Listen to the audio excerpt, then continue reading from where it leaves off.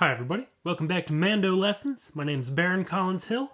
This is a quick little lesson this week. I got an email from a watcher about what fingers to use on your left hand when you're playing scales and tunes.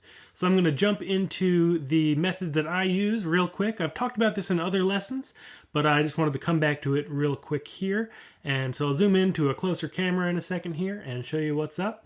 If you're looking for more musical lessons like tunes and songs, other things like that, or more techniques, you can check out my website, mandolessons.com, where I've got tons of free videos, and also here on the website, on the YouTube channel, I put out new lessons every single week, so subscribe if you haven't already.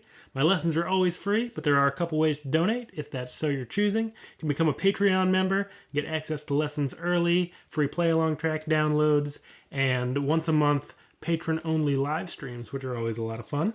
But for now, let's jump back into the music, and I'll show you what to do with your left hand when you're playing scales and tunes. All right, so let's take a simple major scale, like the key of G, and the general idea and the general rule of thumb is every finger gets 2 frets. So your pointer finger is going to, if you have something on the 1st fret or the 2nd fret, your pointer finger is going to cover that. If you have something on the 3rd or 4th fret, your middle finger is going to cover those.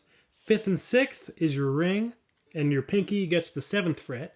And once you get the 7th fret on one string, that's the same as your open string closer to the floor. So your G string on the 7th fret is an open D string. D at the 7th is open A. A at the 7th is open E. And so if you're playing a G scale, you have open, 2nd fret with your 1st finger, 4th fret with your middle finger, 5th fret with your ring finger, and now if you wanted to, you could play the 7th fret with your pinky, and then, or you could play the open D string. So let's do that much again and use our pinky.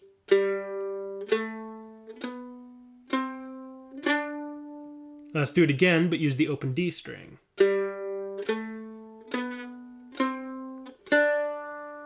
And the second half of that G scale is the same fingering, open on the D, 2nd fret with your pointer finger, 4th fret with your middle finger, and 5th with the ring. So we have, or if you use your pinky, both ways are great. I tend to just use that open string when I've got it. Moving on from there, you can continue that G scale and you'll have a lot of the same ideas happening, but you're going to be using one different fret. So starting with that G on the 5th fret of the D string, 5th on the D string is G, open A string, 2nd fret with your pointer finger, and now you need the 3rd fret with your middle finger. So the thing that you're going to find mostly in a lot of traditional music is that your pointer finger, for the most part, is going to be on the 2nd fret. Your ring finger is going to be on the 5th fret most of the time, and your middle finger is going to kind of play double duty and be using a lot of 3rd and 4th frets. That's not to say that your pointer finger will never hit the 1st fret, or your pinky will never hit the 6th fret, or sorry, your ring finger will never hit the 6th fret, but it's just more common in the keys that traditional tunes often end up in, that you'll be using your pointer finger on the 2nd, ring on the 5th, and your pointer finger has to decide, or sorry, your middle finger has to decide between the 2nd and, sorry, the 3rd and 4th fret. My brain gets a little messed up talking about this stuff too much. So let's continue with that G scale. 5th fret on the D string, open A, 2nd fret with your pointer finger, 3rd with your middle, 5th with your ring, and then open E or 7th fret on your A string, and then 2nd fret on your E string, ending with the 3rd fret with your middle finger. So again, that's 5th with the ring, open, 2nd fret with your pointer, 3rd with your middle, 5th with your ring, open E string, 2nd with your pointer, and 3rd with your middle.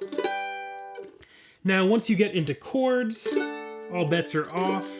You know, if I'm playing any number of chords and moving up the neck, all of that starts to fall away, and you're just going to kind of go with what is the most natural for your fingers to be in, what position that is, and also how it makes it easier to get from one chord to whatever chord you're going to and whatever chord you're coming from. And once you start moving up the neck and playing scales, you can still use some fingering patterns, but you also can use, there's kind of multiple options for every pattern. So if you want to play the key of D, you could play it, or you could play, or,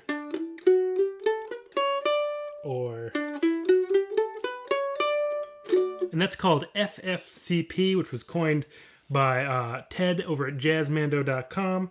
And if you want to learn more about that, you can find more information at jazzmando.com for those different kind of fingering exercises as you move up the neck and play in different keys using these closed position scales. So that's all for now for today. Just a quick little lesson because I wanted to kind of extract that out of other lessons I've talked about and give you that general rule of thumb. Pointer finger for the first two, middle for the third and fourth, ring for the fifth and sixth, and pinky for the seventh, the exceptions being when you play chords and as you move up the neck. Thanks so much for watching. Hope to see you again in future lessons and new lessons every week, so subscribe if you haven't already. Talk to you soon. Bye-bye.